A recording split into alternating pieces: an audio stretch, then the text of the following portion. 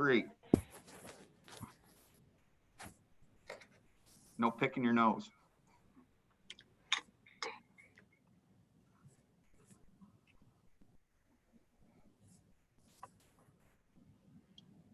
So now my nose itches, Rick.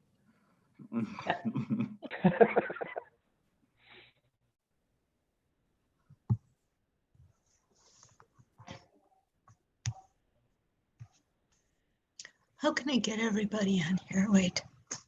Click gallery view and you'll see Yeah. everybody at once.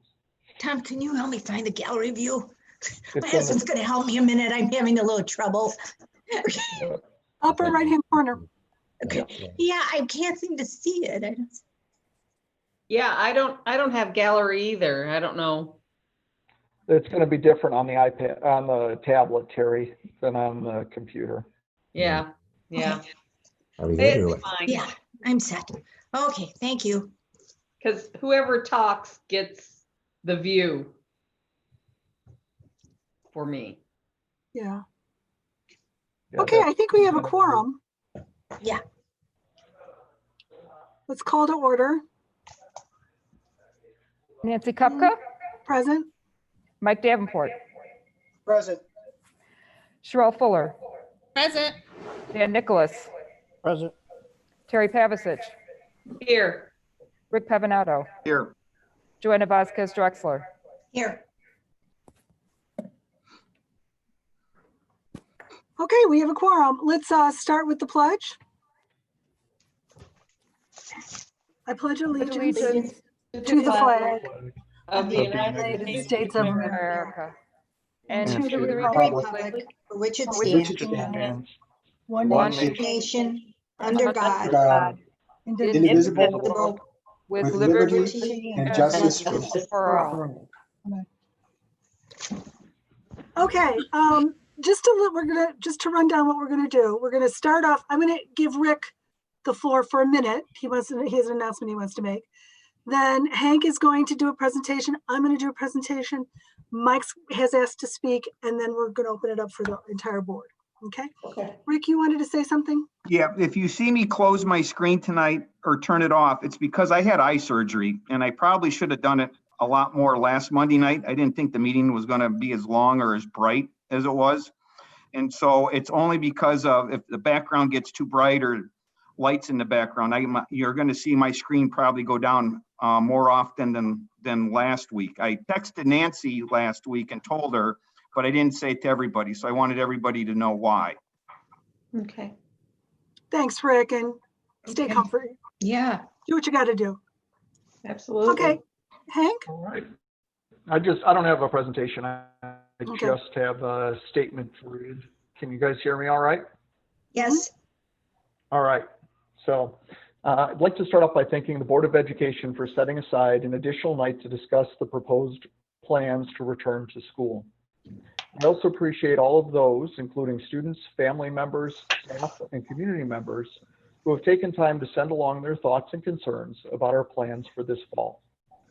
Last week, the board received 255 public comments made through the online form to the board, in addition to the remarks made in person during the meeting. So far, we have received an additional 300 comments online, and this is on top of hundreds of emails that we've received as well. Please know that the District 99 team and the Board of Education review and care about and consider each and every comment. While we have indicated that all comments would be read tonight, the number of comments prohibits us from reading each comment. Instead, we have reviewed all of the comments and will share an overview of the public comments. Please know that each individual comment has been shared with the board and will be entered into the minutes, so they are part of the official record of this meeting. Of the 300 plus comments we've received so far today, the majority support starting the school under the proposed hybrid model. Many wanted to see additional hours of in-person learning. 18 comments advocated for remote-only learning. For those who are comfortable with the hybrid schedule, people cited the importance of supporting the mental, social, and emotional well-being of students. They also feel the district's plan is one that creates a safe physical environment. Many are thankful for having a choice about whether or not to return to school for in-person learning. Many comments pointed to a concern that there's not enough instructional time built into the hybrid plan. Several pointed to science as to why we should open, others pointed to science as to why we should not open. While it is clear that there are varying opinions about how we should open schools, I think it's safe to say that most, if not everyone, agrees that this is a complex and difficult decision. The Illinois State Board of Education gave clear guidance that schools who can return to in-person learning should do so. The Illinois Department of Public Health shared guidelines for schools to follow.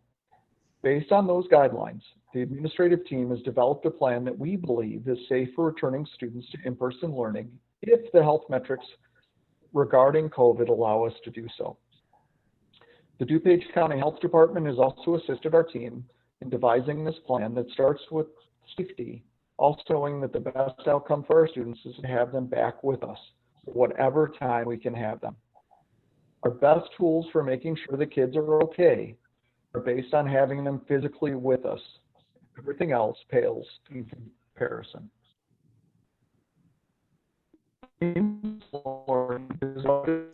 Hank, you're breaking up again. Then it is our duty. Give it a second to catch up. Yeah, okay. If in-person learning is what is best for kids, then it is our duty as educators to do whatever it takes to meet that need. No matter how uncomfortable it makes us or how much work it takes, our calling as educators is to do what is best for the education of our students, and best is here at school in a safe environment. The administrative team believes this is accomplished in the hybrid plan. This plan also gives families the choice to select a fully remote option. As of noon today, 214 students out of the over 5,000 students in our district, 4% of the student body, have chosen the fully remote option. Of the 214 students selecting fully remote learning, 20% had pre-existing medical concerns, while the other 80% did not. As long as it is safe to do so, I believe that we must bring students back to in-person learning. This is the same approach being taken by other high schools across DuPage County.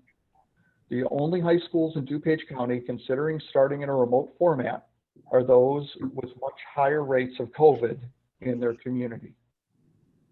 Following the Illinois Department of Public Health metrics, the positivity rate, the number of hospital beds, and ICU beds in DuPage County indicate the conditions are not in the range to send us backwards in our plans. I've said that all along, that in the days before school opens, we will use the current health data to determine if we can return to in-person learning. If these numbers change, and there's a 7-day increase in hospital admissions for COVID-19 related illness, or a reduction in the hospital or surgical beds or ICU capacity below 20%, or a positivity rate above 8%, I will then discuss with the DuPage County Health Department and may recommend that we don't return to in-person learning and go fully remote at that time. We are working on a remote learning plan now, one that is more robust than what we delivered in the spring, and teachers are assisting us in the development of that plan. Learning can be accomplished in a remote learning plan. However, it will never be as good as having students here in person. The administrative team believes it is essential to start out the school year with in-person learning and maximize whatever time we have to gather safely in person. I acknowledge the Board of Education has the responsibility to represent this community and also has the weight of this decision to make along with the administration.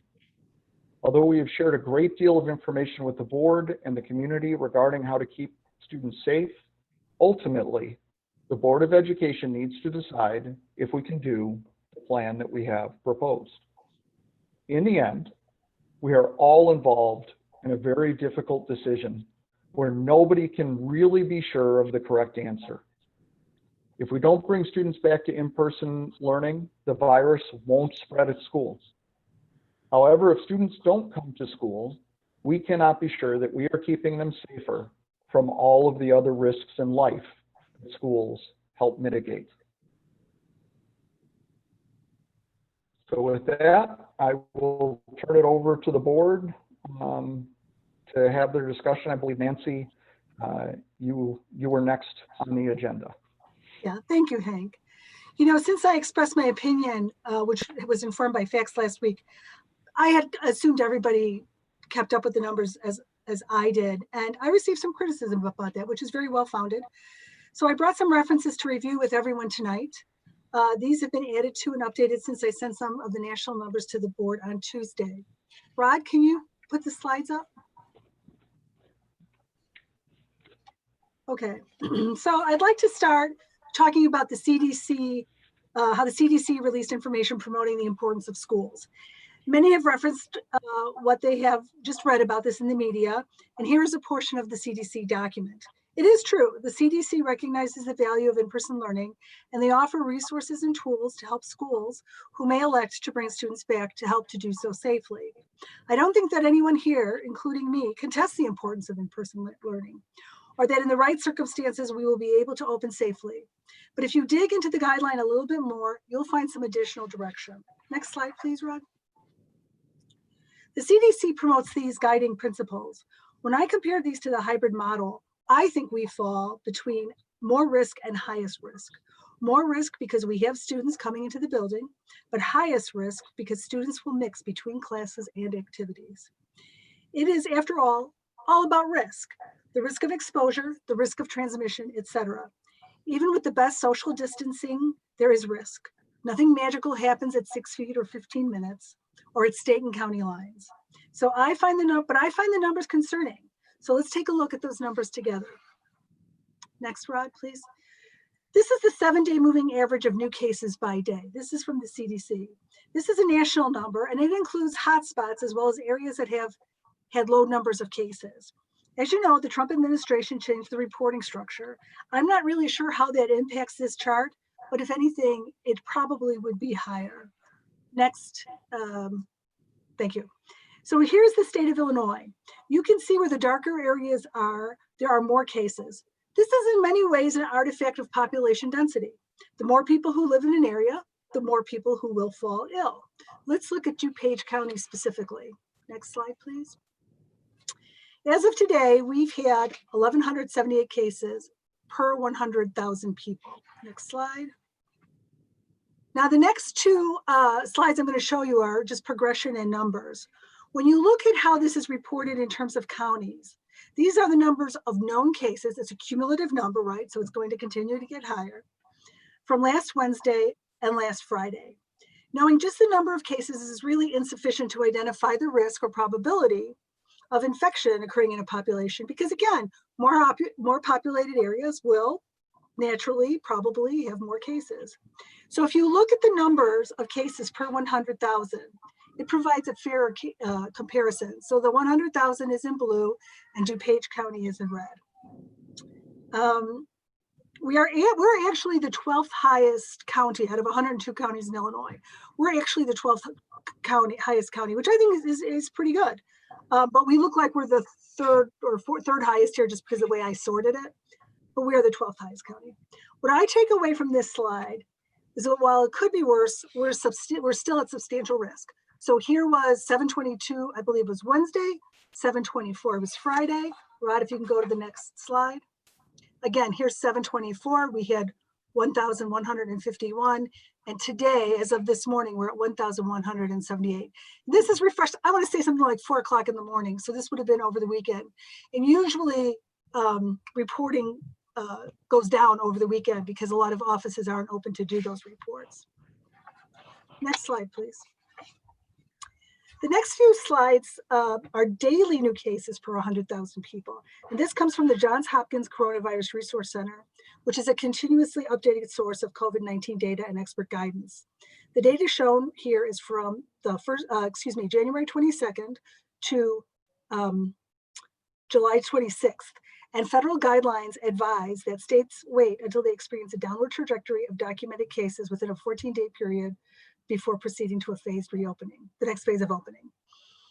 In the state-specific views of the graphic, this 2-week period, the last 2-week period is highlighted in orange if cases are trending upward, or green if they're trending down. So if you look at the right-hand of the screen of the graph, you'll see that it's colored orange.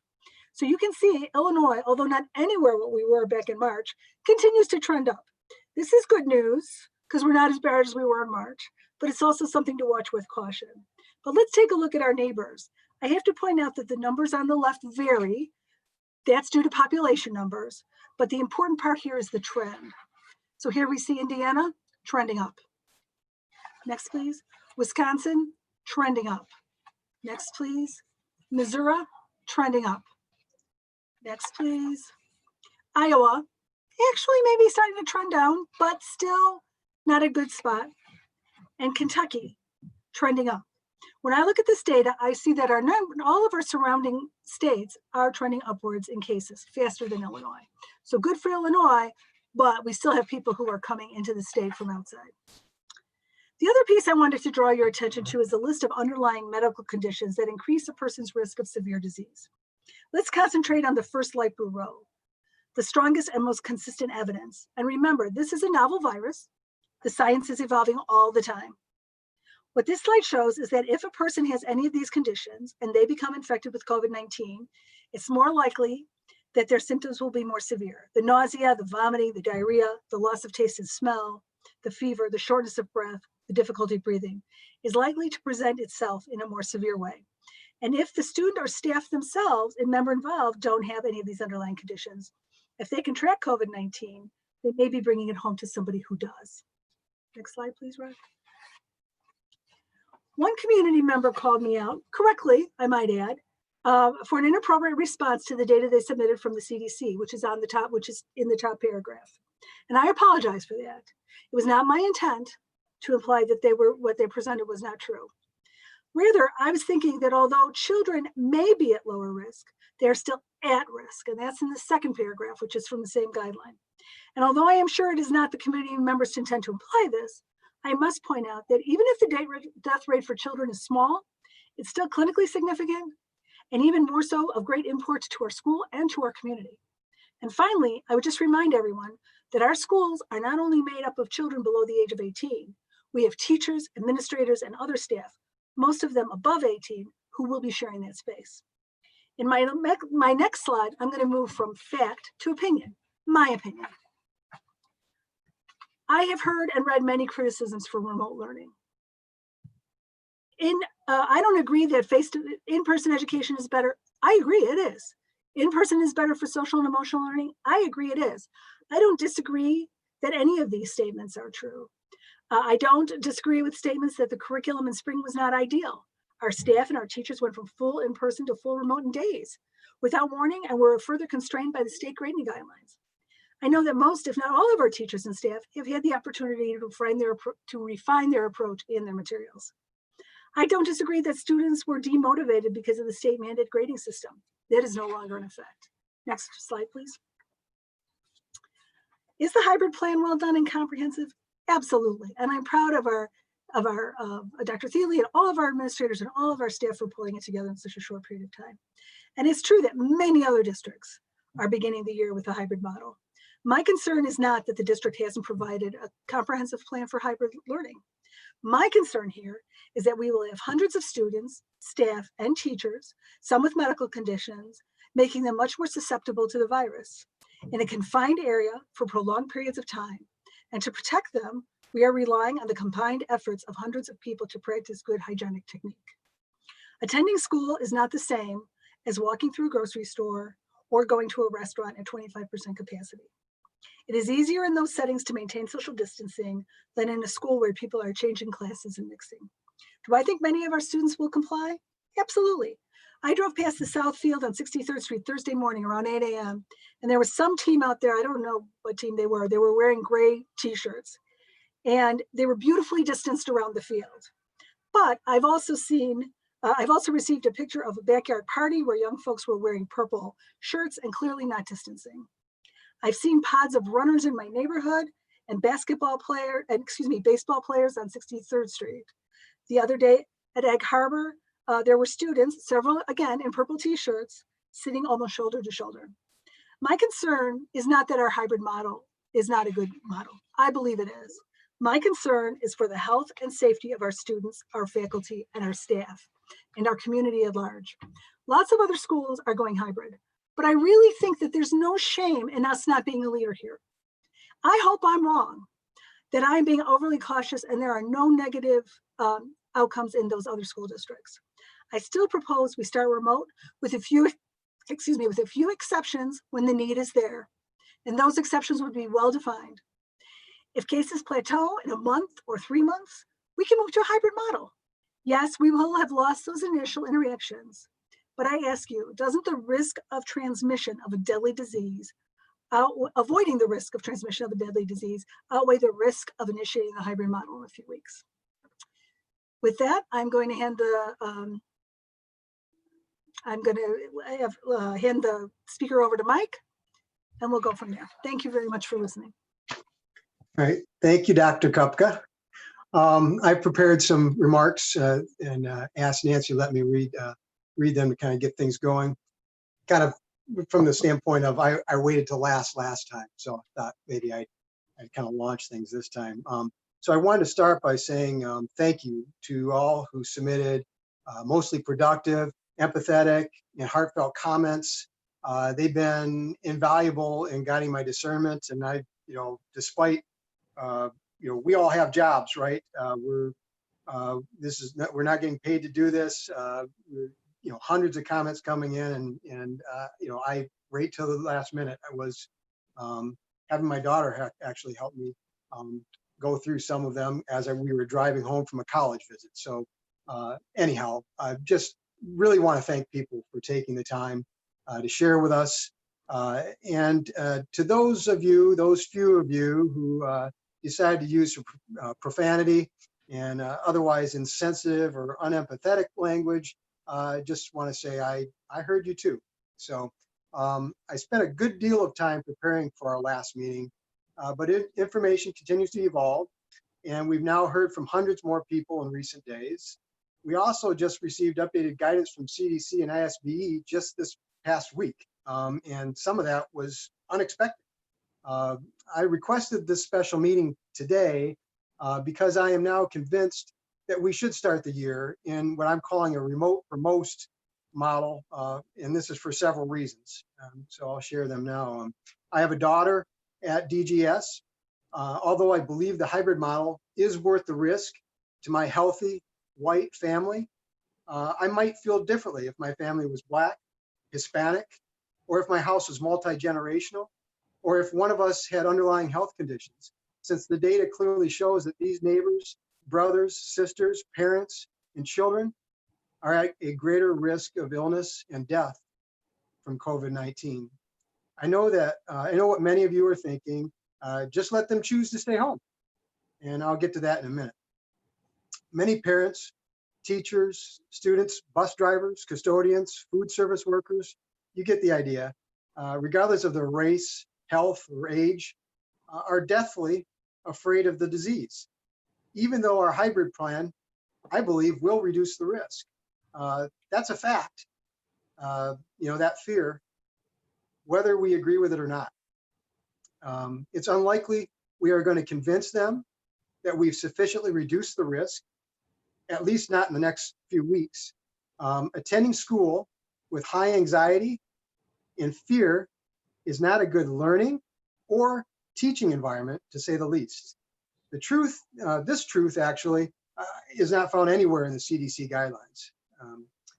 For those who say that people who are afraid or at higher risk should just stay home, I say it's an unfair, unequal choice. We have a responsibility to avoid inequality. If we truly believe that the benefits of an in-person experience are worth the health risk, then we must admit that those who opt out will not be receiving this valuable benefit, which creates an inequality that I cannot abide. Better that we create a more robust learning experience for all. And something else about the choice. Some students might choose hybrid, even though their parents choose remote for them. The opposite is no doubt true too. Can you imagine being a student who is paralyzed by fear but forced to attend school by their parents? Or consider this, the ISBE guidelines state that we must allow 18-year-olds to decide for themselves about attending school in person. Can you imagine being a parent who is at high risk, but has an 18-year-old who chooses to attend school disregarding their parents' wishes? Choice will create division within some families that we can avoid with a remote model. The remote model has the inherent advantage of being entirely predictable. Even if we adopt a hybrid model, as we've discussed, we could be told by the state to scrap the model due to increased positive tests, deaths, etc. The recent data for our area has been trending worse, not better, which Nancy's just shared. I like knowing for certain that we can do what we can do with a remote model, regardless of the infection trends. And in the remote for most model that I envision, we must have strategic supports for students who struggled this spring, students who struggle with mental health issues, and vulnerable populations such as English language learners and students with disabilities. These supports should include limited ongoing in-person learning. We should also consider some limited in-person opportunities for our ninth graders and transfer students to help these new students transition into our D99 community. We should also have tools to measure the success of remote learning and accountability for teachers. For many families, remote learning was not a success this past spring. It was not a success. The overall level of engagement of students as well as teachers was unsatisfactory. And we fully understand we had to move on a dime, all that sort of thing, but we sure did paint ourselves in a corner here. Many people, I think, who are afraid of the remote model are looking at what happened here this spring and they're saying, I don't want more of that. We need to make sure that doesn't happen. We need regular reports and data regarding remote learning and a plan to correct deficiencies in real time. And we need to regularly evaluate the health risk metrics and engage community discussion to determine if we can launch the hybrid model later this fall or winter as a first step to returning to in-person learning. So in closing, I intend to vote for remote for most beginning to the school year with in-person strategic supports and continuous evaluation of the overall plan effectiveness. So that's my statement, and I look forward to hearing what everyone else has to say, and then robust discussion. Thank you, Mike. Would anybody like to offer up their thoughts?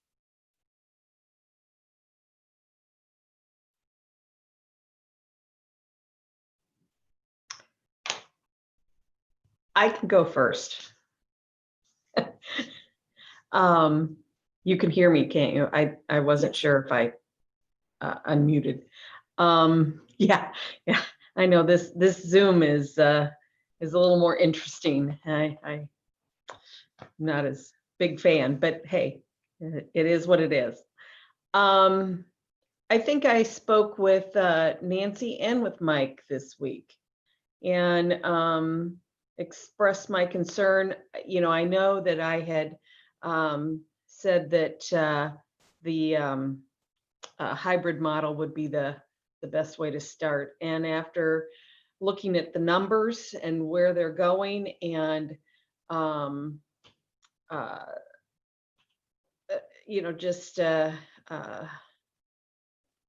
I worry about all of our at-risk students and faculty and staff.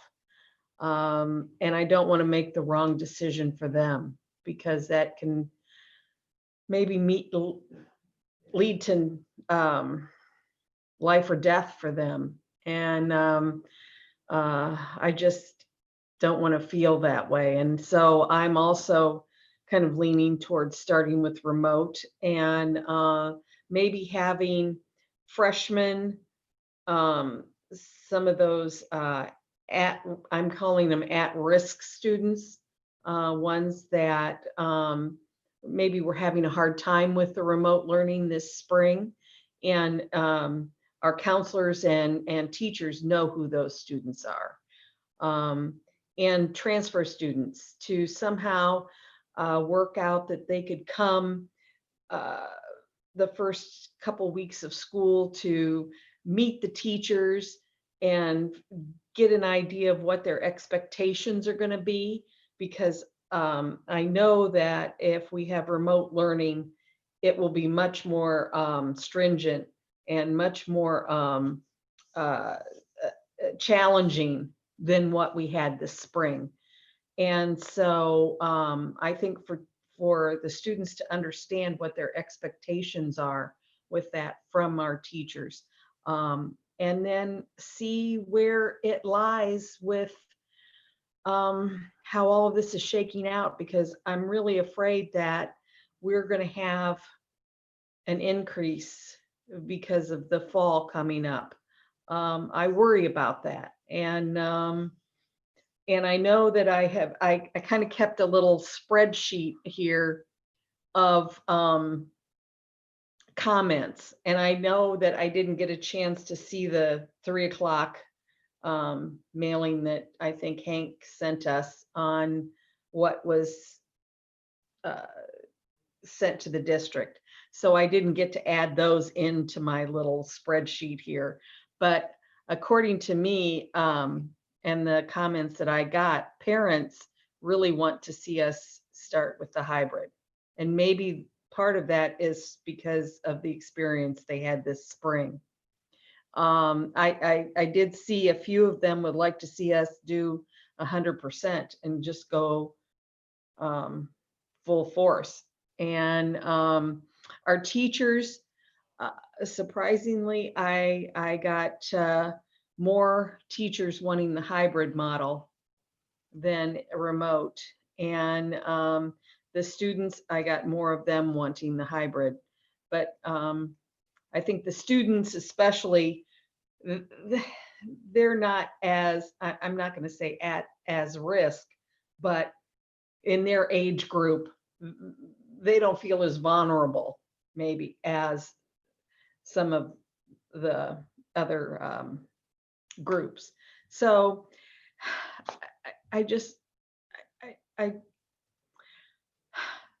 this is such a hard choice because our students are what's so important, but yet without our teachers and staff and all of that to help them get to where they need to go, it's not going to work. So I suggest remote and then see where that goes. But I would also like to see our freshmen and transfers and some of those other folks come in and meet our teachers and talk about maybe what they need to do to make their experience successful. I don't know. Thank you, Terry. I would like to clarify one thing, just to be clear. I received a couple of emails. I received several emails personally that I forwarded on to Dr. Thiele.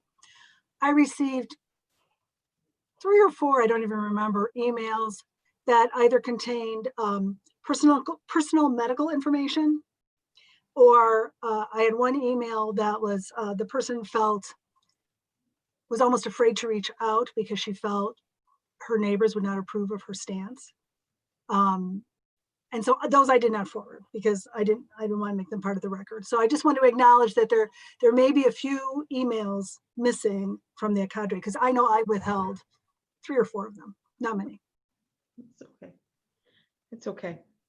But you know, my numbers are not all the numbers involved, but I just kind of took a little running tally of where each comment lied in my graph. So Thanks, but I mean, it was a huge majority of hybrid. Oh yeah, I would agree with that assessment.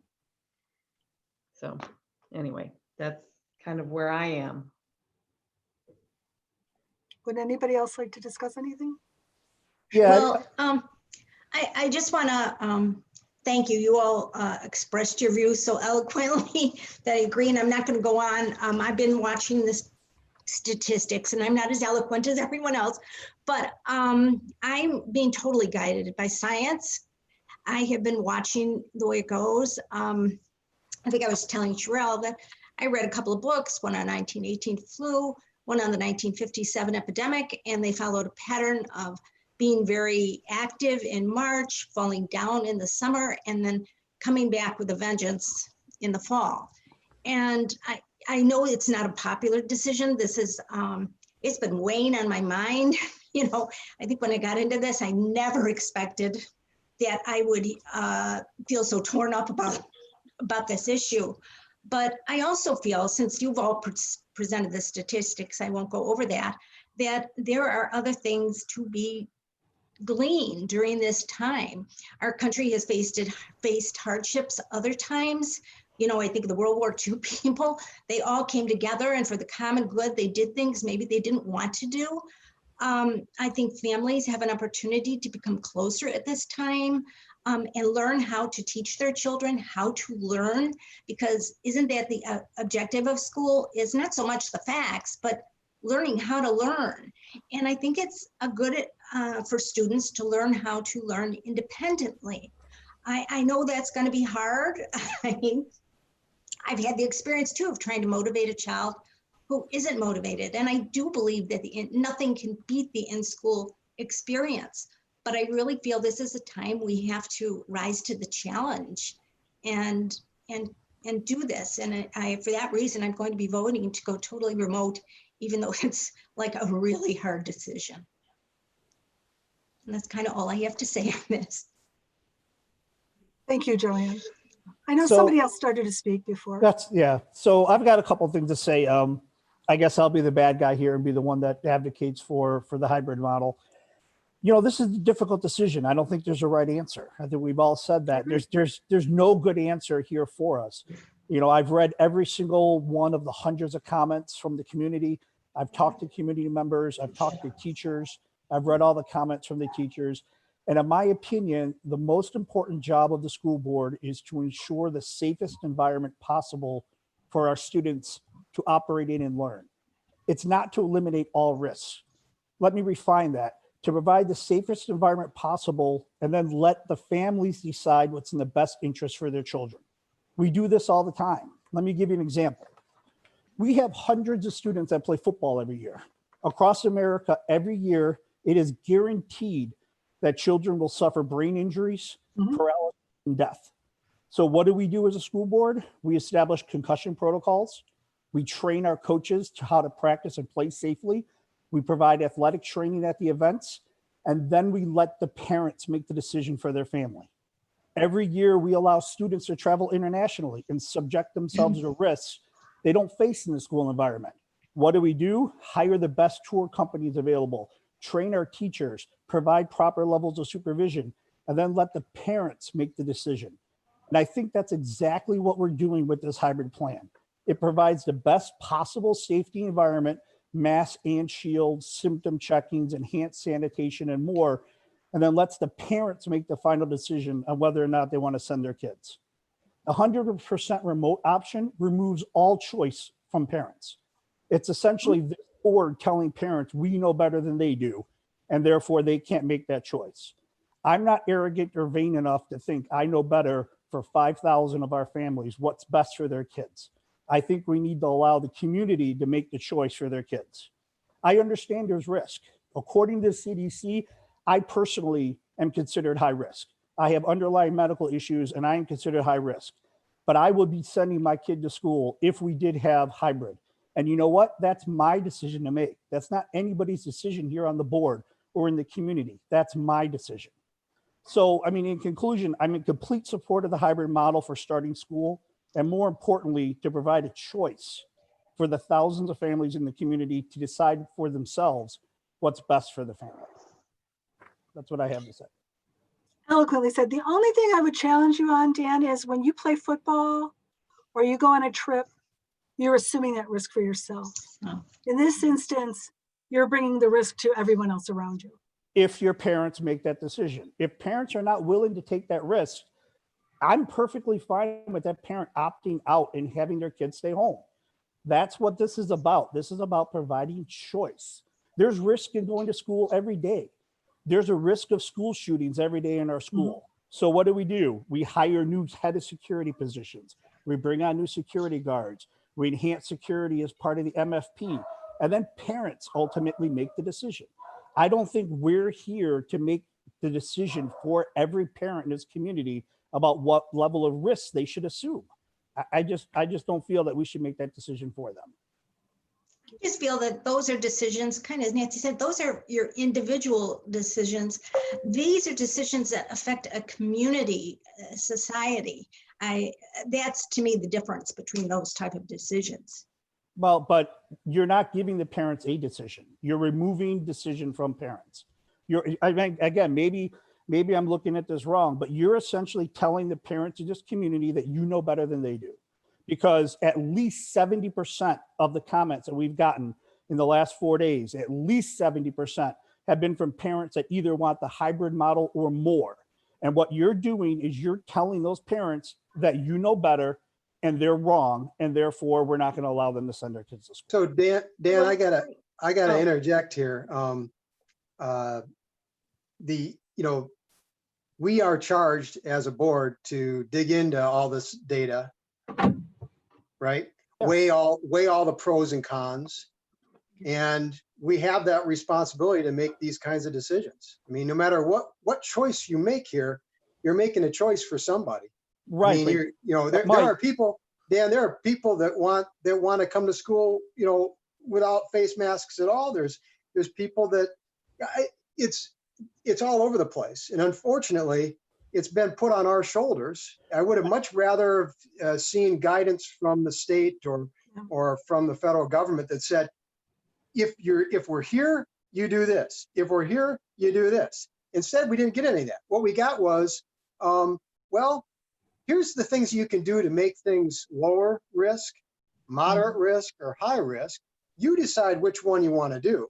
So I get what you're saying. You want to give people a choice. I rest on the notion that it's an unequal choice. Let me ask you this question. Every government agency, their first requirement was everything you can to get the kids in the classroom. That's the first thing in the CDC report, the pediatrician's report. Get the kids in the classroom the safest way possible. In areas with low transmissibility. And I'm going Hank to interrupt you for a second. Rick, I'm going to let you finish what you're going to say, but I'm just going to interrupt you for a second because Terry has the floor next after you. She's been That's fine. signaling. Go ahead. Sorry. No, that's fine. Well, my I'll other wait my thing- turn. Finish your statement. No, let Terry go. That's fine. I don't have a prepared statement. I didn't know we all had to sit down and come with prepared statements tonight. I thought we were going to have a discussion. This is two of us elected to prepare statements. Go ahead. The other thing is Dan, to your point, I understand that, you're talking about families, but I think we also have a responsibility to our faculty and our staff. They're at a much more, I'm going to put them into a more vulnerable category versus the kids, the students, because many of them, I think Hank had told us last week that 25% of them are in the high risk category or even higher risk. No, that's not accurate. That's not accurate, Terry. Oh, okay. I'm sorry. I misunderstood. That's all right. It's about 10% that have said that they need some kind of accommodation due to a medical issue to return, which means that some of them may not be able to return. Some of them might have conditions that we're already addressing through the preventative measures we have in place. About 8% have childcare concerns, and about 7% have a different concern that they would like to talk about with an administrator, which could be anything ranging from a family member that is at increase. They themselves are not at an increased risk, but they have a family member that is. It could be just anxiety, not just, but I don't want to minimize this. It could be anxiety and fear, and they just want to talk through it with the school leader and work through that. It could be any number of things in that last 7%, but it's about 10% that it's a medical accommodation. So I just want to get the real numbers out there. But when you add those together, that's 25%. That is 25%, but not all of those are saying that they can't return. Oh, no, I'm not saying that they said that they couldn't return. I'm just saying that 25% of those are concerned, let's say, about their either underlying conditions or other conditions. So, Correct. I think we have to think about them too. So this is just so difficult, but I still worry about them. Rick, did you want to? Yeah, I said what I believed last week, and I'm standing by what I said, because I really do believe classroom instruction is important. I believe that Hank's plan has done just about everything you possibly could, the administrative team, to try to make a hybrid model as safe as possible. I think that is the way to start, knowing that potentially down the road, we may have to go to full remote. We're offering people a choice. And I believe if the people that choose remote are going to get just as good as the people that decide to sign up for the hybrid. Yes, I know there's a whole nother week of sign up for the remote learning, but you have 4,800 versus 200. If the people want the hybrid, I believe in the hybrid. I believe in that classroom instruction. I cannot say I know better. If the remote learning people came back by August 3rd of next week and you have 2,500 people that want remote, that's a difference. But for 214 people right now, of which 40% have underlying issues, I'm for the, if Hank's plan didn't have so much detail and so much thought out, I'd say, oh, you're just going to be winging it. I don't believe if we start with this plan, it's going to be winging it. I think there's still time to have meetings with the people that need to be in those meetings, the teachers. And I think the hybrid model is the way to start. I want to address Mike's concern. Rick, I don't mean to nitpick, but with stats, it's 20% that have said that they want to be remote because of an underlying medical condition. 80% is just another reason, not an underlying medical condition. And then Mike, your question about how many percentage responded to the survey, we only asked people to tell us if they were choosing the fully remote option, not that they were comfortable with the hybrid, right? It was just to gather the names of the students that we had to start following up with to make sure we're following up with those families. If we end up in the hybrid family, or hybrid format, we know we need to reach out to them. So otherwise, the default was the hybrid as of last week. And my concern is just that it seems that from the comments and information we're getting, that the majority of people, an overwhelming majority of the people, would prefer to have a hybrid. And I fully respect that, and but also take to heart my responsibility to look out for the least amongst us too.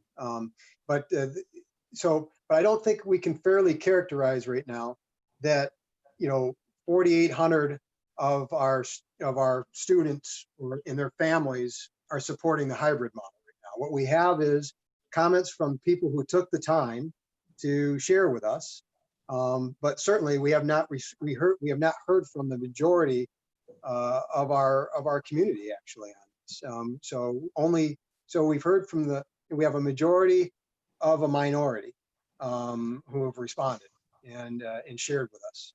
And so I just want to make sure that we're characterizing things correctly, and that's all. So thank you, Hank. I just want to be clear, because that could be confusing to people, right? Just what the purpose of the survey is. People are only filling it out if they would like to go fully remote, and that survey is still open for another week. Plus, families, we have told them, could opt in at any time, but need to stay there for a 9-week period. So I just want to make sure everybody understands kind of the perspective that's out there on this. We have heard from families that have said, I might choose to do that closer to the school year. I just don't want to commit to that at this time. So Mike, what you're saying is fair. It's not really a survey of the entire community where everybody's telling us their opinion, right? But it does give us a metric that after 1 week, it's about 215 students that have chosen to go fully remote. And that's what it says. Right. And I'd like to add, you mentioned that we didn't get a majority of people to send us comments, but if you go back to last week's meeting through 6 o'clock today, between emails and comments, there's over 500 comments we've gotten from the community, and a vast majority of the 500 comments are for hybrid. So that may not be a majority of the 5,000, but that's still a pretty big mandate from our constituents that are saying they want the choice to send their kids to school. One of the things when I was reading all the emails, many of them said they were concerned about their AP and honor students not, being motivated and not maybe being able to take the ACT and the SAT test. And I thought, I looked that up and I found out that most of the colleges and universities are kind of de-emphasizing that and realize that the whole country is in the same boat. So I'm not saying that they're lowering their standards, but I kind of think that's a fear that the parents don't have to be concerned about. I am a little surprised that honors and AP students would not be motivated. Usually that's the kind of student that is highly motivated and usually can learn on their own. I have more concerns about those students who struggled with it because they probably weren't, I shouldn't say that all weren't, but I would say most of them probably were not AP and honors students. But I heard that kind of as a refrain throughout the emails. And so, and also addressing mental health issues.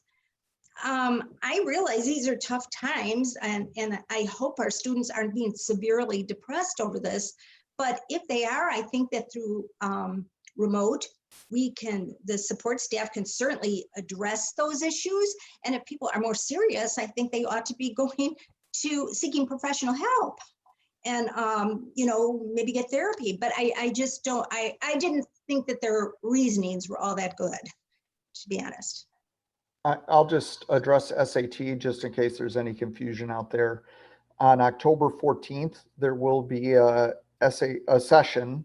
We'll have to figure out if we are remote, if we can bring seniors in for that SAT testing experience to come in and take the exam that they missed last spring. So that is the state testing date for seniors. They must take that SAT to graduate from high school. That is a state mandate that has not been waived. In the spring, we assume that there will be another testing date for current juniors, just as there has been in the past. And then SAT will be running the non-mandated testing windows as well. And that is the same test, correct? It's the SAT, yeah. Yeah. Oh, here's some of my thoughts. I'm listening to everybody, and it's been some good comments. I know the comment about us making a decision for the community. I mean, that's what we've been doing. That's what we're kind of elected to do by the community. And we have been where we've heard from the community in the past in droves, and we have decided to choose what made the most sense to us and what we felt was the best thing for our students. So that's what we are tasked with in being a part of this board. And we have exhibited times before where we had a majority minority and we decided to make the best decision that may not have aligned with that. So with that being said, I feel like where I am on this is kind of digging into some more information about when we're talking about 100% remote. Are we talking about not doing the entire 9 weeks remote? what do you guys have in mind? Could it potentially be, and is it modifiable? Is it something where we start for 4 weeks and we take a look into see how things are going and we ramp on to a back to into a in-person learning? And then when I hear hybrid, I did call Hank and ask about, you know, there was a comment about what I read about remote and the kids potentially not having access to some of the same things potentially that the kids that are in the classrooms. And I think, Hank, what you said to me, Dr. Thiele, what you said to me is that what they would be missing is just that in-person learning in that case. So I like to, at this point, you know, just kind of dig through what, if we're talking remote, what we're talking about, what can that look like? Can we onboard into this hybrid? Is that something that you guys that mentioning remote could be agreeable to? I think now we kind of dig into other ways that we potentially can make this work for our community. Well, what I envision us doing is tracking along. Remember, starting remote, one, we can always go hybrid. We'll never, I doubt we'd ever go remote to full classroom again. But when as the number of cases start to decrease, and we hope they do, as we see the experience of other schools who have gone hybrid, we may come into a different position in a month or 2 months or 3 months. I don't know the answer. You know, it is a conundrum because there is really no right answer. Exactly. The matter, I think of it as less risky to do it this way. But I would imagine that at some point we would go from fully remote or remote. What is it you call it, Mike? Remote with? Remote for most. Remote for most, where it would be from remote for most to a hybrid to hopefully someday, you know, full coming back to school full time. What those metrics are going to look like, I don't know. I just know that the trends are going up, and that concerns me for the safety of our students and our staff. So if I could say too, you know, the remote model has to be robust and it has to be successful, right? Mm-hmm. I am trusting our administration, and you know, they're saying to us that we can do this far better. I've heard, you know, we've heard it from teachers and their comments to us. We can do this far, far better. In fact, I wonder if we had done it far, far better in the spring, understandable that we weren't, you know, there were a lot of reasons why we couldn't, right? But if we had, I wonder if people would be so concerned about it right now. I definitely see us taking this remote model as a start, as a beginning.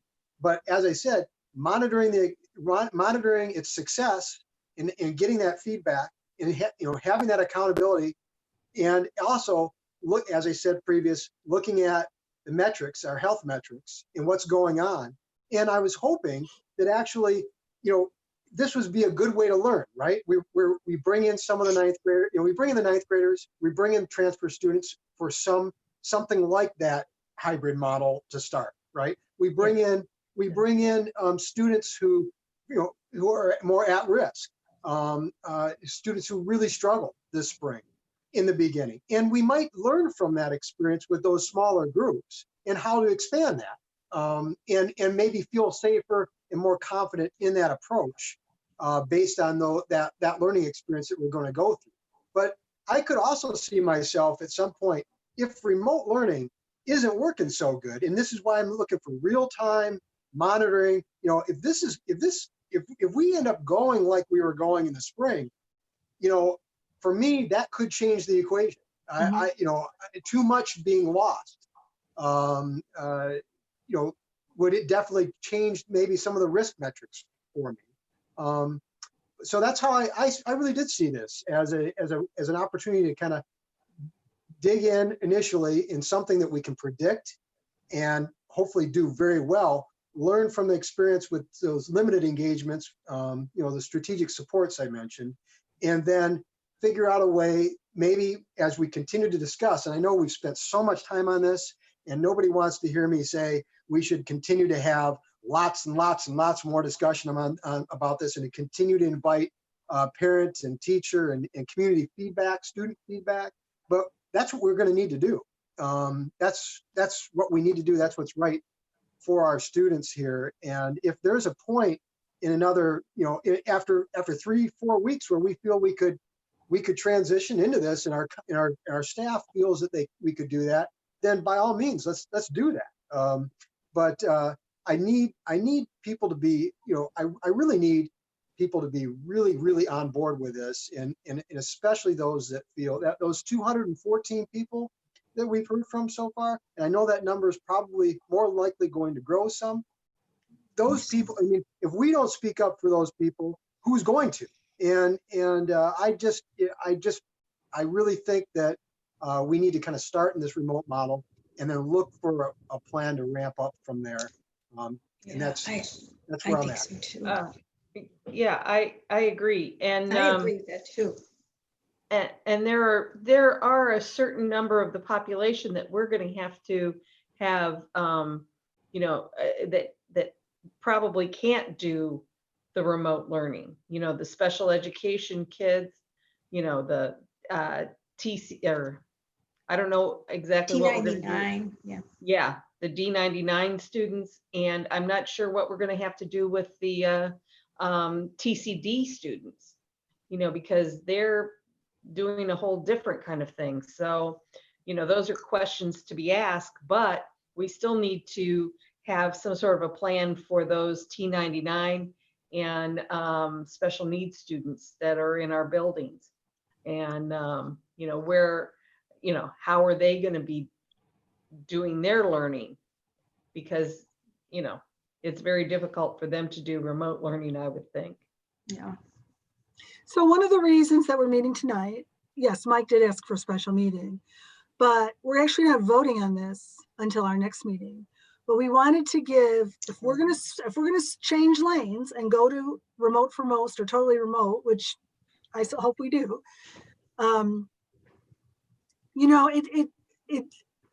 it makes more sense for the people who are preparing to launch in August to know exactly what they're going from, instead of doing dual preparation, because it also gives us more time to prepare for hybrid, which frankly is, it's very, I don't know the word. The word convoluted comes from, that's not the right word. It's very intricate. There's a lot of detail and there's a lot of planning, and it's got to be this day, that day, this hour, that hour. I mean, it is very untraditional from what we've done. So I would just like to throw that out, that one of the reasons we're having this meeting is to talk with the board about their feelings, so that Dr. Thiele and all the administrators and all the teachers have a more firm foot on where they're going to be in August when school opens, because this is not closing school. This is simply going remote. Can I have a few moments to ask a few questions of the board and Sure. and seek some direction here? Sure. So the idea of at some point, Can't We hear. lost you. He froze All once together, before. Oh, He had a brownout about 23 minutes ago. So hold on. Let's give him another moment. Just at the meat of the. Hey, Does Nancy. anybody want to say anything more while we wait for Hank to come back on? Dan, did you have something? Yeah, I had a couple things to say, but maybe Sure. for Hank, just as a suggestion, if his voice is having issues, maybe he could chat his comments to Gina so she can read them. I don't know if he has access yeah. to chat for that.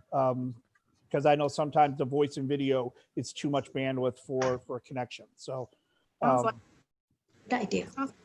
sounds like he was going to have a little bit more than a chat. yeah. Yeah. More robust than that. Maybe if he turns this video off for a few seconds. I'm just texting him to tell him he's frozen again. I'm back. So There he is. I'm back.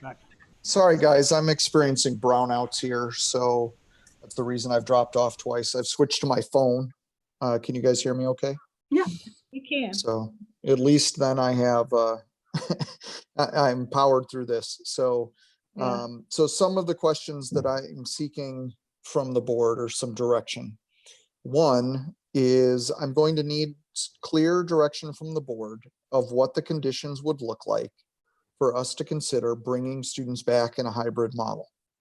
Because as I said in my opening statement, the numbers the way they are now are a way that we feel that we're comfortable coming back after the conversations we've had with the DuPage County Health Department. So I'm going to need some instruction as to who you want me to talk to in the healthcare profession at the DuPage County Health Department, or some direction from the board as a whole of what that data needs to look like for us to start transitioning to the hybrid model. I'm not asking for an answer today, but I'm going to need that. So my initial thought is, to your point, IDPH is charged with helping us make this decision, and you are working closely with the DuPage Department of Public Health, which is great, and they're fabulous. I'm sure that they have epidemiologists on staff, that if you say we want to look at initiating hybrid when we start having a consistent trend of decreasing, so that the incidents, right, the new cases in our catchment area are decreasing consistently over a period of time, and see what their recommendations are. Would be my suggestion. And Nancy, when you showed your numbers, those are for DuPage County. It would have been probably more appropriate to show them by city or village. Because that probably took into Aurora, or where maybe some areas that are seeing higher spikes than maybe Downers Grove, Woodridge, Westmont.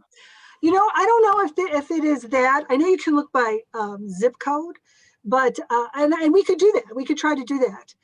The thing I would say to you, it may be different. It may be different. But Rick, we don't live in isolation, and we don't.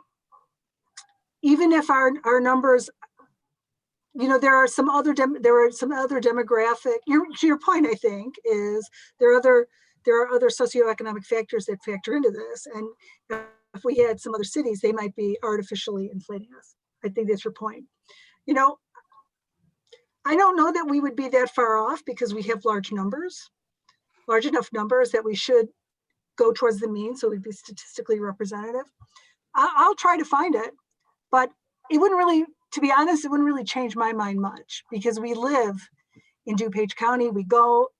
People go into the city all the time for work or for enjoyment. I certainly can look. I don't know off the top of my head. Right. It's going to be really hard to give Hank a medical resource to look at when the CDC and the Department of Health and the governor has us in phase 4. We're nowhere near sliding back to phase 3. The American Pediatrics, all those medical resources are telling us we're fine. So I don't know how we're going to come up with a new medical resource. Dan, all those medical resources are telling us we're fine in areas of low transmission. Correct. And we are in phase 4 in DuPage County. Correct, where we can have gatherings of 50 or more, 50 or less. But our numbers are escalating. Not enough to shift us back in phases. And we're not one of the 4 counties in Illinois that is in danger of being shifted back. I'm just saying, the board's going to make the decision. The board's going to make the decision. And it's obvious the decision is going to be 5-2. I'm just saying that it's really hard to give Hank direction on this is the medical guidance to look at, because the medical guidance actually says we should be back in school. Well, again, I would disagree with that statement. Even the declaration that came out from the governor said something to the effect of, again, we schools should go back if possible in areas of low transmission. And so the question becomes, what is low transmission? There are also other medical professionals who say we should shut down the whole country again. But Nancy, phase 4 is low transmission. The only way we get to phase 5 is if it's eradicated or there's a common vaccine. Right, but we can slide back into 3. We can slide back into 3. And I think it's 8, isn't it? The number is 8. Yeah, and that's what I said in my opening statement. If we were at 8, I'd be recommending a positivity rate of 8. I would not be recommending that we go back to school or any of those other metrics, ICU beds below 20%, any of those things that would start driving us towards phase 3 would result in me letting the board and the community know we're going to recommend full remote. What I'm saying is right now, we're not statistically at any of those numbers. The only statistical trend that is concerning is 6 straight days of increased numbers in DuPage County. So far as all of the rates that the DuPage County Health Department and IDPH have been having us look at. So just, you know, the spot I'm at now is the board is saying start remote and then look for an opportunity to move back to hybrid. But I need to know what that opportunity would look like. What would make the board feel comfortable? And I'm not saying answer it now, right? Yeah. You know, but I need to know what those metrics are so that we're following those things and trying to know as an administration when it is that we should be looking that way. Without that, then it's what Rick said. We're looking at, once we hit phase 5, then we look at coming back to school. I'm not thinking that that's what I heard from the board tonight. So I need to know what that point is between those numbers where the board would say, okay, things look okay. Things are trending in the right direction. So go ahead and start working back towards the hybrid. I would offer that when we look at the numbers in the county and in the state, we are looking at numbers that have not, where school has not been in session. And my fear is that having schools in session is going to drive those numbers up because it's a congregate setting, even though we'll be distancing. I mean, certainly in some areas like daycares, I know my church has a daycare, my grandson goes to a daycare, they have less than 10 kids, they don't change classes, it's a different setup. So again, I would think we would be able to work with the epidemiologists at the DuPage Department of Public Health to come up with some metric and present it to the board. But my concern is that once we have everybody coming back into schools, we're going to see that community metric rise. And Yeah. Nancy, this was my point last week, was that our opportunity to get kids back to school, my fear is now. Now is the time. This will be our only opportunity in the foreseeable future to bring students back, because I don't believe it will be us that drives those numbers up. I believe our plan is safe. It follows what the DuPage County Health Department has said. It follows what IDPH has said. We have extreme measures that we're taking with PPE to make sure that people are safe. I don't see that other schools are going to be following that across the state to the level we are. And I think that other schools, other communities are going to take this decision out of our hands within a few weeks or months. And there will never be an opportunity to bring students back until we are in phase 5. Hank, I just have a question for you too. Do you think it's realistic to have those freshmen transfers and at-risk juniors and seniors, or sophomores, juniors and seniors, that we know, because we know what they reacted to in the spring. We know the teachers have an idea of what students were having a struggle with remote learning. How hard is it to get those kids maybe acclimated to the remote learning? Because I'm with you. I have this gut feeling that come October into November, this is going to rage again. And so if they're all in the remote learning process, it's not a here today, remote tomorrow kind of thing. Yeah, Terry, you're opening up to what my next question was going to be for the board, which is first, at what level of bringing students back are we comfortable right now? Is it 50? Is it 250? Is it 500? Is it, you know, the hybrid model is about 1,500 to 1,800 students a day, and about, you know, it's our full staff coming back every day, at least for the mornings. Our whole staff would be there.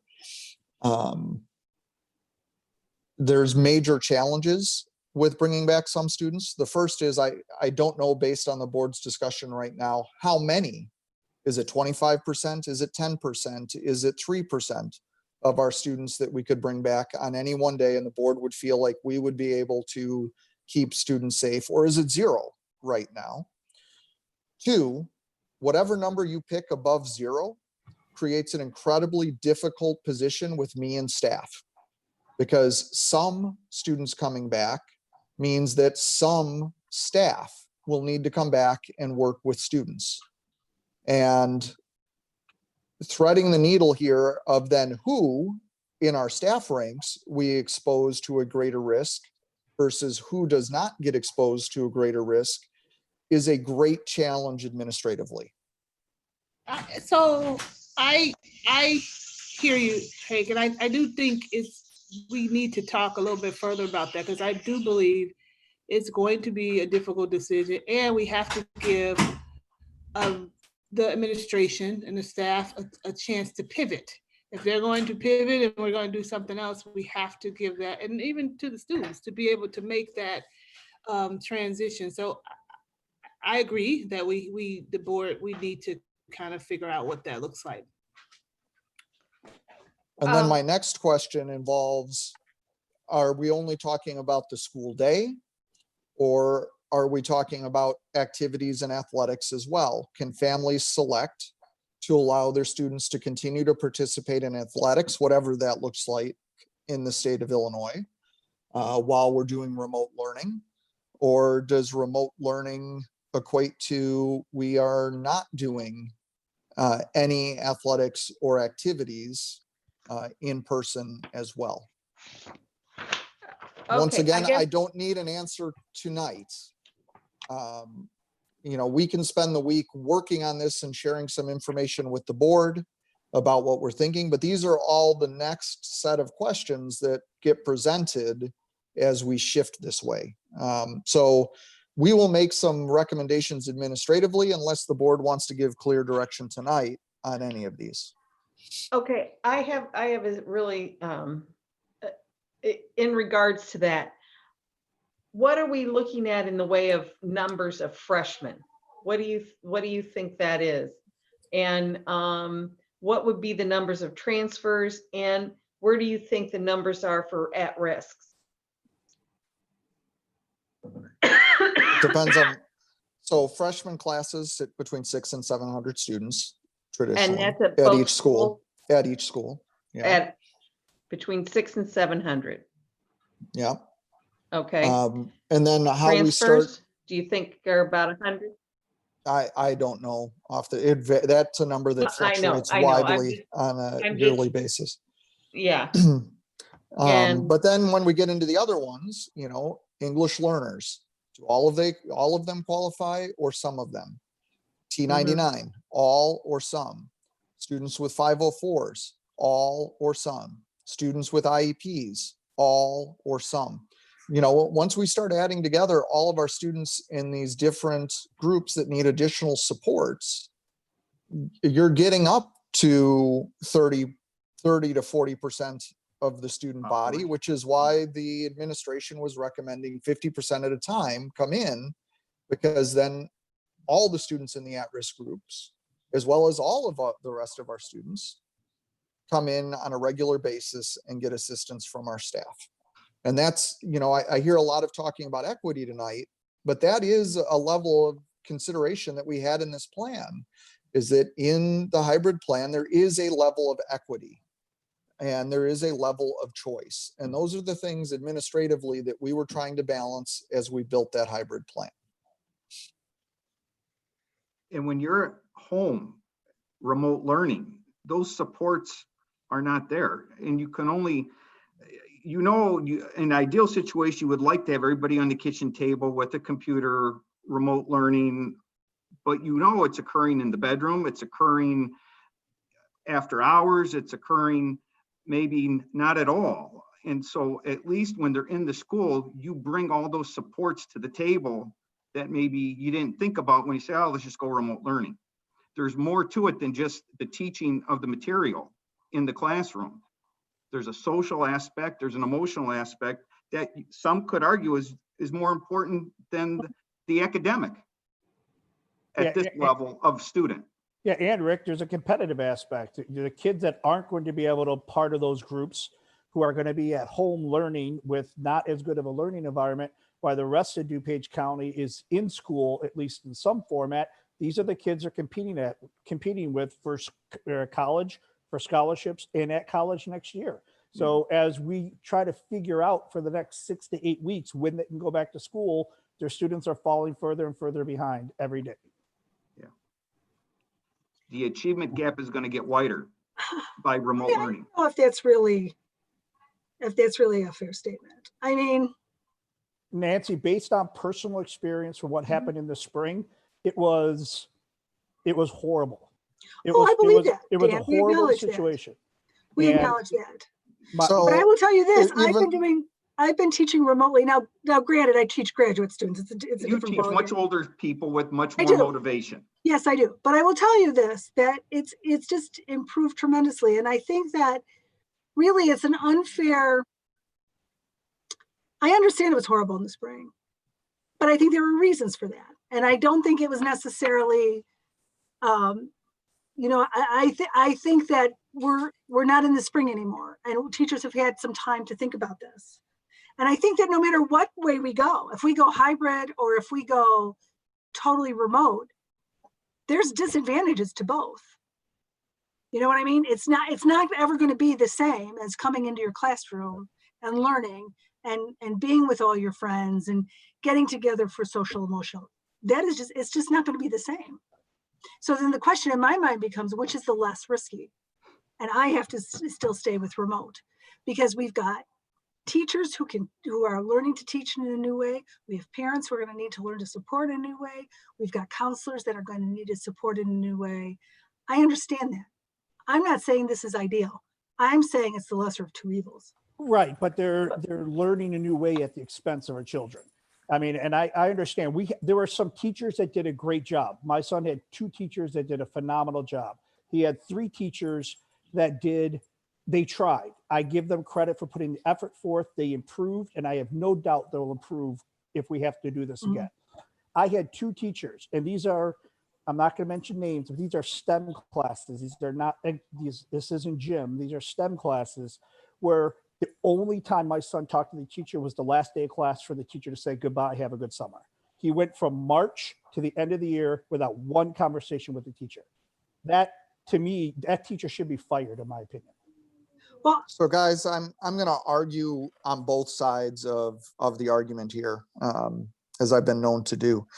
I'm going to agree with Nancy that the spring should not at all be an indicator of what remote learning in the fall will look like. How quickly it happened, the restrictions that the state put on us under the guise of do no harm caused our students a ton of harm.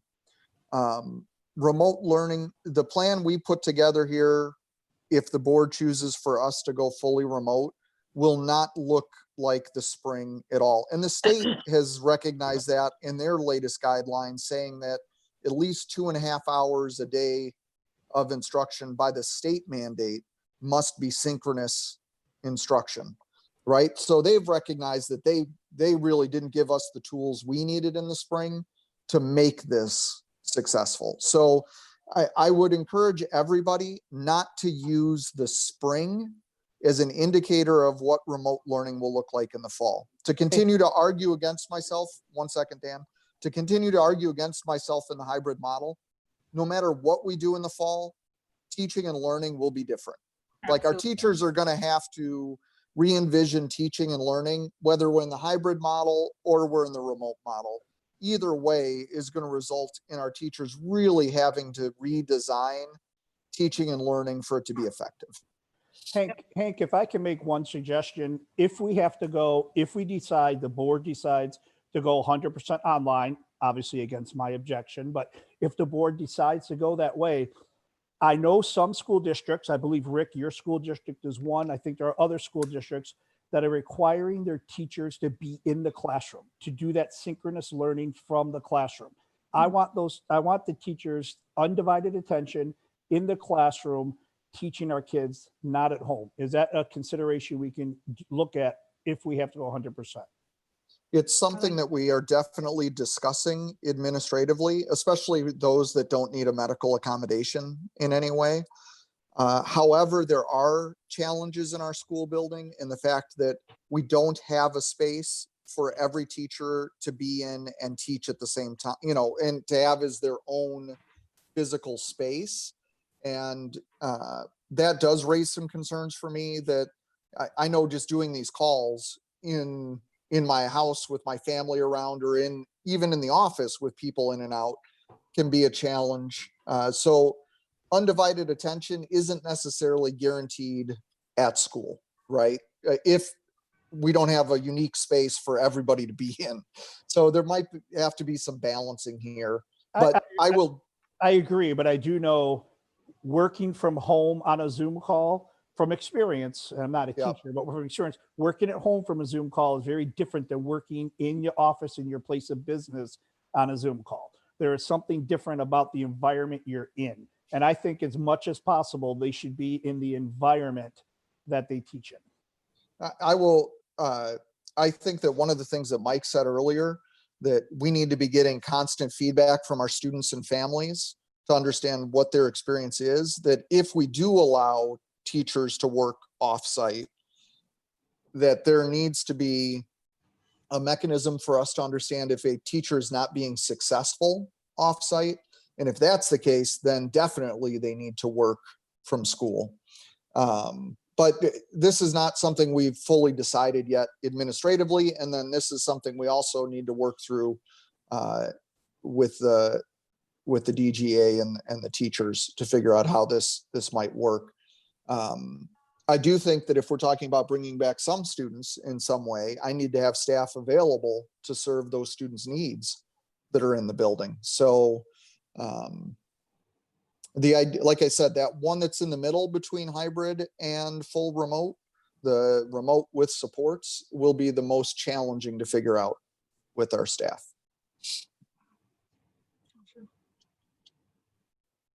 So Nancy, I know I'm going to mention this, and I know I'm going to lose. So, but still, if I'm going to mention it, We haven't had a vote yet, Dan. no, I know, but that's what I'm saying. I'm saying I know we're not supposed to, or it's not on the agenda to vote until next week, but there's an awful lot of work for our administration to do. And I know if we vote now, it's going to be 5-2 against what I want. But I think we owe it. I think we owe it to the administration to give them clear direction and to give them that vote so they can go ahead and build the best plan, no matter what it is, but to build that best plan for our students. So I actually think we should consider voting to give a clear mandate to our administration tonight. We can't do a vote at this point because it's not a board meeting with an action item, but boards typically in these situations do straw polls and give boards a direction of what direction to start working in. And then this would be an action item. And I'll talk about what that action item might look like in a moment. So do we have any people in the building to make comments? They would do that after this is done. I would think we'd want to hear from them before we made a straw poll. Right. Yeah. Nancy, that would be at your discretion. I would ask this. I mean, having read all of the comments, then some, I appreciate that everybody took the time and expressed their ideas. But their ideas fell into just several camps. And we haven't had really any other unique offerings from the community, right? I think we have a good sample of what people are thinking. How many people are waiting to speak, Gina? Do you know? We have 3 people. We'd like to hear from them. 3 people? 3 people. Okay, well, let's go ahead with 3 people, 3 minutes each. But before we do that, do any other board members have anything they'd like to say? So the people coming to talk to us can at least have the benefit of hearing our thoughts or our questions. Hearing none, let's bring the 3 up. Okay. would like to go first? Nicole? Let them work through some of the technical gymnastics here of getting the Zoom up and running and get people to the podium.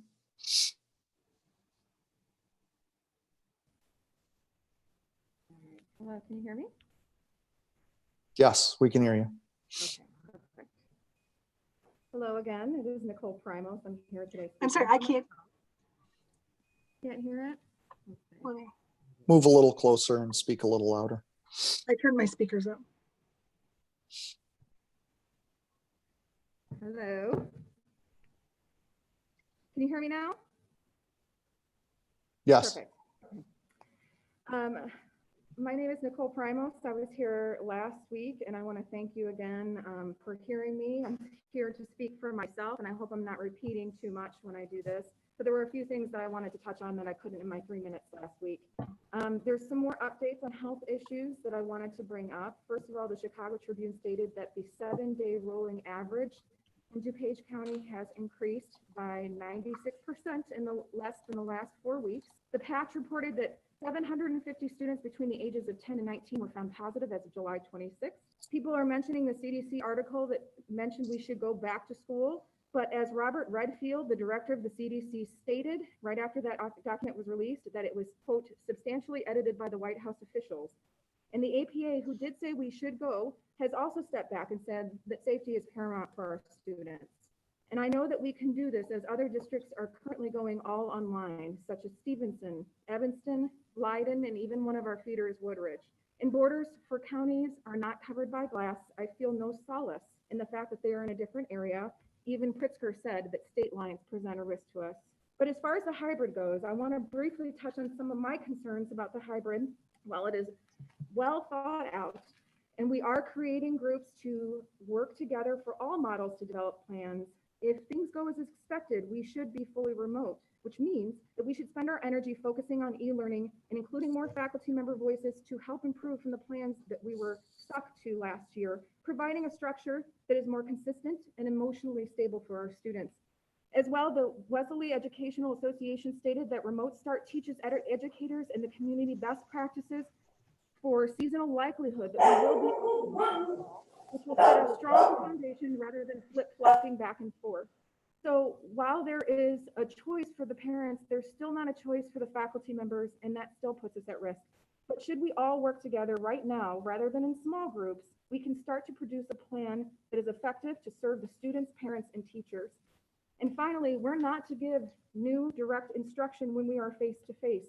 So the immediacy requires that we focus on e-learning where we can provide our students with a better education in the beginning and use our time more efficiently, receiving direct instruction and allowing us to provide a fair, equitable, and consistent experience for all. I don't think this is comparable to things such as brain injuries. This is a pandemic. And I know it may seem like if we just hunker down in the buildings, this is a storm that we can weather together. But last week, I lost my aunt to COVID. It was a short battle. It only took a week. This is not complicated. It's not us versus them. It's not hybrid versus e-learning. It is what is the safest. I have a husband with a compromised autoimmune. Should I take this home to him? I don't think he would survive it. This isn't a hoax. This isn't something that we can throw up borders and stop it from coming across. We need to do what's best. We need to do what's safest. I love my job. I want to return. I love my students. I know they want to return. But the thing is, if we hunker down now and do e-learning, there's a better chance that we can return into the building sooner. It is not like August is the only time we meet students. We have teachers. I'm sorry, your 3 minutes has expired. Thank you very much.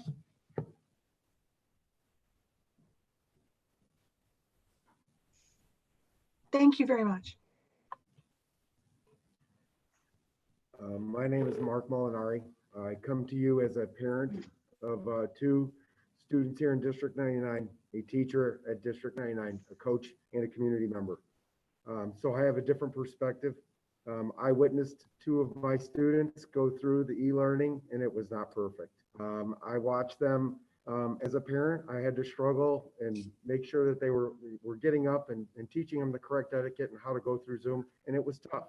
And my student or my two kids benefited from me learning with the grades and the guidelines. Their grades improved, but that doesn't mean that they learned. That means that they took advantage of some opportunities, and I appreciate that.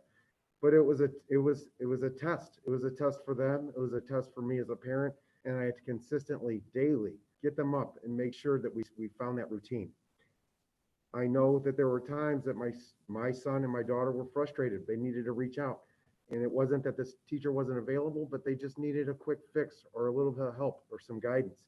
And the e-learning was tough. And it was tough for the teachers and it was tough for the students. But I come to you as a teacher and I tell you that it was a challenge. And we were challenged because of some of the state demands that have been set.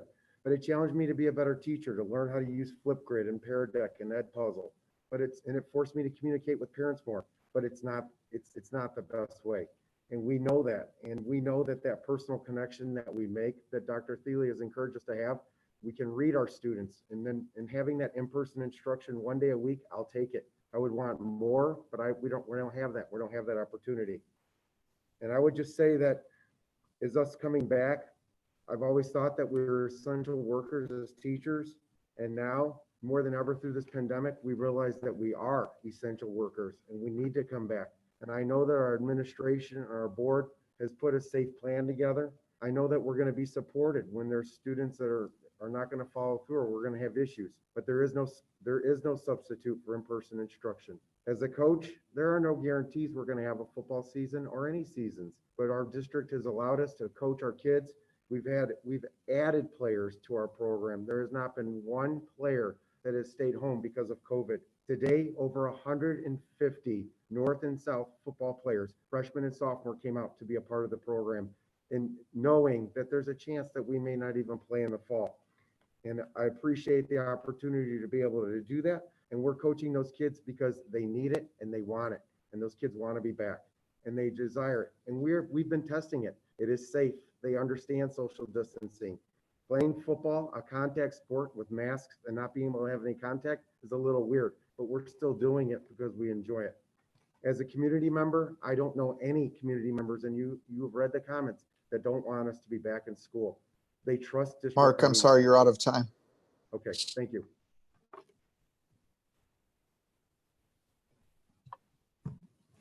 Thank you. Thank you for letting me speak. My name is Darren Orrell. I'm a community member. I'm also a teacher. I've committed over 20 plus years to District 99 in special services. I teach the at-risk kids that have been talked about so much tonight. Every student that I've taught for 22 straight years has been at risk.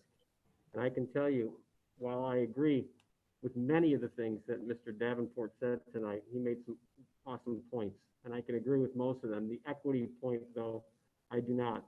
I believe that the equity with those at-risk kids will be enhanced if we were completely remote. Remote learning does not work with at-risk kids. It just is not the best way for any kid, but especially for the kids at risk. They do not have the support at home. They do not have the tools, regardless of what we do as teachers, as much work as we can put in. And I can tell you, I've heard a lot about how remote learning was terrible in the spring, and that's really not because of the teachers. Dan, I heard you make some comments about some of the teachers and the poor experience. And I can tell you that, unfortunately, in any profession, there's some teachers that don't do a good job. And that had nothing to do with remote. And you could take those teachers and put them in the classroom, and there's probably some issues as well. So I really believe we need to be in the classroom. I understand the risk. I have I'm in the risk category. I have an autoimmune deficiency. My father is in stage 4 cancer, and my mother has been in and out of the hospital with many health issues. I check most of the boxes for a person that shouldn't want to return, but I understand how important it is to be in the classroom.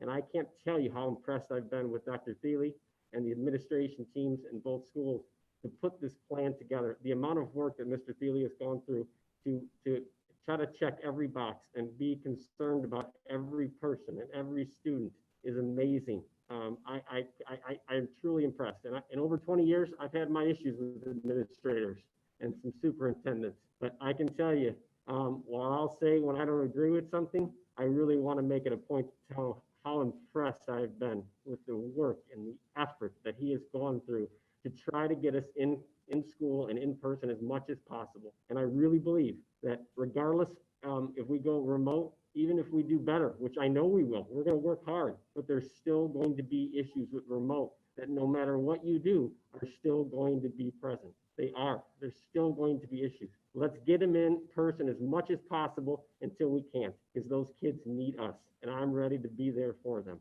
Thank you. Thank you. I was afraid I was going to have to cut him off when he was saying wonderful things about me.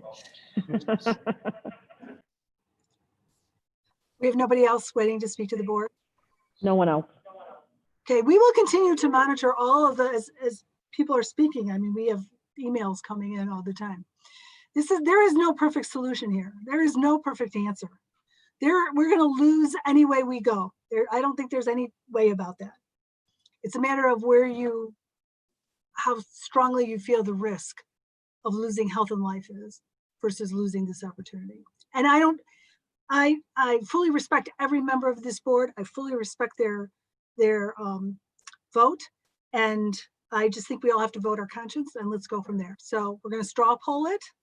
Can I explain what next week will look like before you tell me that this is the way you want to go? Just so everybody knows the direction as I interpret it. If the majority of the board here via the straw poll gives us direction to start working on a fully remote plan, we will still come back next week with a resolution from our attorneys that indicates that it is the board's intention that we work on a fully remote plan and come back in that fashion to start the school year, and that we continue to work on the hybrid plan should we need to use that. That the board will then authorize in that resolution provided from our attorneys, the administration to do whatever we need to make that happen, which means we may have to modify board policy. We might have to make changes in procedures. We might have to negotiate with our bargaining units, but you'll pass that resolution that will give us as an administration full authority to do everything we need to before school starts to get this up and running, because time is of the essence. Well, I agree time is of the essence, but I don't know that we can say that it's going to be carte blanche. Well, I mean, I will once again provide what our recommendation is from our attorneys that once you approve a plan, that they are recommending that you allow the administration to do. So I will forward you that resolution again tomorrow. Okay. And what is in there. So you can determine if you're going to go with what the attorneys recommend, or you would like something different. Fair enough. Nancy? Yep. I just want to clarify, going back to my original statement, I'm really looking for, I know we're calling it fully remote. I was calling it remote for most. I do think that there are, as we just heard from gentlemen speaking, that there are some students that, we need to consider bringing in. And so I want to provide those strategic supports and some limited in-person contact in specific situations. So I don't know how we capture that in this, for Hank in this, but to be clear, there are some students that, should be brought in as long as their parents, agree with that. And I'm also kind of in the same place with Mike. I'm at this juncture, if we say remote, I like to kind of have a plan for, I know it's based on declining numbers, but can we look at this in 4 weeks? Just identify timelines. And I know it's going to be based on the numbers, but what are we looking?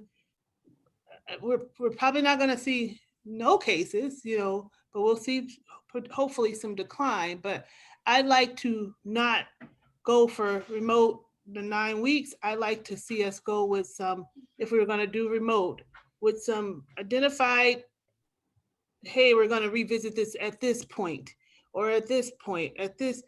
So I'm not for just saying remote for 9 weeks. And I think that's the timeline, right, Frank? Hank, it's a 9-week. And I'm not strictly for that either. Mhm. So, Well, Sherelle, my plan would be at every next board meeting from there on out. If the whole board knows where I stand on getting kids back to school. If the numbers improve in any way, I will be back at every next board meeting advocating to get kids back into the classroom. and What I don't yet understand is how many I can bring in at a time now, and the board would still be comfortable with that. do we have to give you that tonight? Or, I mean. No, I'm going to bring you a recommendation next week, and then you can tell me what you think. Okay, Okay. all right. Okay.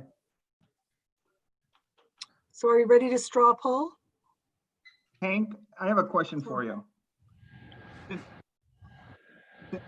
Since Go we're ahead, Rick. straw polling, if we do vote remote, that pretty much cements the fact that sports and club activity, you can't come in after school if you can't come for the classroom, correct?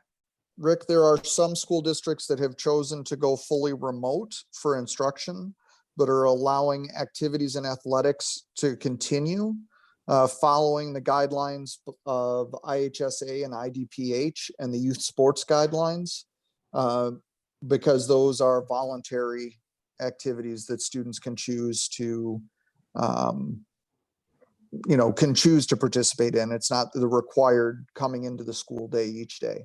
But isn't I that, agree with that. isn't that our hybrid plan? We're allowing people to voluntarily adopt the hybrid plan. We're not forcing it on them. We're giving people a choice. We're voluntarily saying, would you like remote or would you like the hybrid plan? Correct. So I don't see how you can have your cake and eat it too. If you're going to go full remote because you're worried about contact and it's so distressing, then you can't have contact. Right, which is why I agree, Rick. You which can't is bring why in that half was- the students, because you got to remember, not every freshman's in a freshman class, and not every teacher teaches just freshmen. Some teachers teach sophomores, some teach juniors, some teach freshmen, some freshmen are in sophomore, junior classes. It's not cut and dry. And then which teachers are you going to bring in? Which teachers are you going to say, oh, you get to stay home? So you either got to go one way or the other. You can't be dicing this up. Oh, this, that, and the other. You got to realize there's consequences by going fully remote. Doors are going to be shut. And by those doors, you mean athletics and activities? And supports that those students get, those at-risk kids. They're not going to have those supports that they would have in the classroom all day long at home. You can't, and you just, the teachers will not have that contact of person to person for those at-risk kids. But I think what we're looking at, correct me if I'm wrong, with remote for most, is that there would be a very small subset of kids that we would bring in. So we'd have less traffic in the school. We'd have a smaller teacher-student ratio. We would decrease those kids in that classroom. I would think we'd be able to maybe limit them to the same staff member every day, so we don't have that constant rotation and mixing. As for sports and activities, I mean, I believe they are important, but if more important is the actual academic work to me. And that I would think that if we weren't coming in for academics, we wouldn't be coming in for other things. Because it's the same issue. It's a lot of bodies in a confined space over a period of time. So Nancy, if I'm understanding you correctly, the idea of supports and lowering risk goes back to the CDC information you brought at the beginning of the meeting tonight, and that it's the concerns of the mixing groups with the mixing adults. So your idea of safe supports would be the same group of students coming back and interacting with the same adult rather than the idea of passing periods and changing Exactly. and those kinds of things. And in small numbers, exactly. Which Would I that think be for the many of same our for, many of our students are coming in who need a lot of support are in small numbers anyway. would that be Or the some of same them. for bringing freshmen back as well and introducing them to school? I think if we brought very small groups back, we have lovely new, I don't know if we can sit in the stadium yet, but we have lovely new seats outdoors. If we brought small groups back, didn't rotate them, didn't have them in confined classrooms, rotating between classes. We could limit it, whatever we could do to limit that exchange of bodies and people and space is what we should aim to do. So, but kind of describing a hybrid plan then in that case, so. No, well, this is what some of the elementary schools have the advantage of in bringing students back, Yeah. is it's the same group of kids with the same teacher all day long. Yeah. And in a high school, we don't have, Yeah. like, that model doesn't work. Right. The kids have to move, and the kids and the teachers have to move in a large comprehensive high school like what we have. And that's why we've gone through the things we've done in the hybrid model between, lowering the number of people in the building at one time and then adding the additional face shield with the face mask when they have to move locations, to try to add that extra layer of PPE to protect in those settings. But eliminating it altogether is not something we could do in a normal school model. Yeah, I understand that.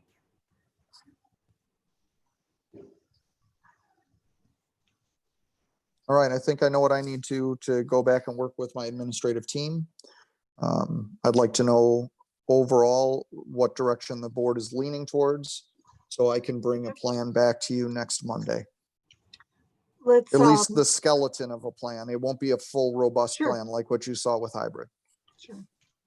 So I'll ask Julie to call the roll, and each board member can say hybrid, remote, with all that remote means. Or of course, you're always welcome to abstain, but I hope nobody does. Julie, will you call the roll? Nancy Kupka, Remote. Mike Davenport, Remote. Sherelle Fuller, Hybrid. Dan Nicholas, Hybrid, and allowing our families to make a choice. Terry Pavasich, Remote. Rick Pavanato, Hybrid. and Joanna Vasquez Drexler. Remote. We So get remote. if I counted correctly, the straw poll, this isn't an action item. Right. The straw poll is 4-3 to work on a remote plan as much as we can over the next week here, and come back to the board with whatever we have pieced together for next Monday. I will also be forwarding you the resolution that the board's attorneys recommend that the board pass, along with that direction to the administration. Yes. All right. As has been mentioned several times this evening, the administration has already started reaching out to staff members to get them involved in a variety of different committees, working on a full remote schedule, a class period schedule, bell schedule, if you will. That team, Gina and Ed and Janice are leading that team, and they began meeting today. We have 38 volunteers in total for those committees.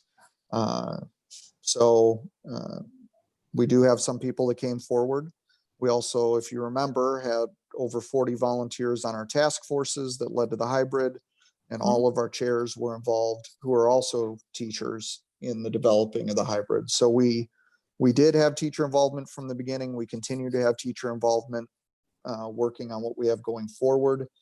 We will probably not have any of the other committees work next week outside of the remote group, because things like example lesson plans and classroom management tips and all of those things will look very different in a hybrid versus a fully remote.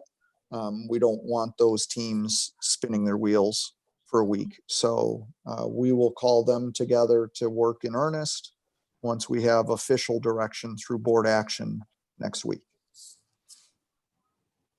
So that's the administrative plan. Thank you. Thank you, Hank. Anything else to discuss? Anybody want to raise anything? Call to adjourn? Oh, moved. Terry? Second. Joanna? Yeah. All those in favor? Aye. Aye. All Aye. those opposed? Aye. We are adjourned. Thank you very much. Thank you, guys. Thank Goodbye. you, Thank you, Hank. everybody. Thank you. Thank Thank Night, you, everybody. everyone. Thank you. Bye. Thank you.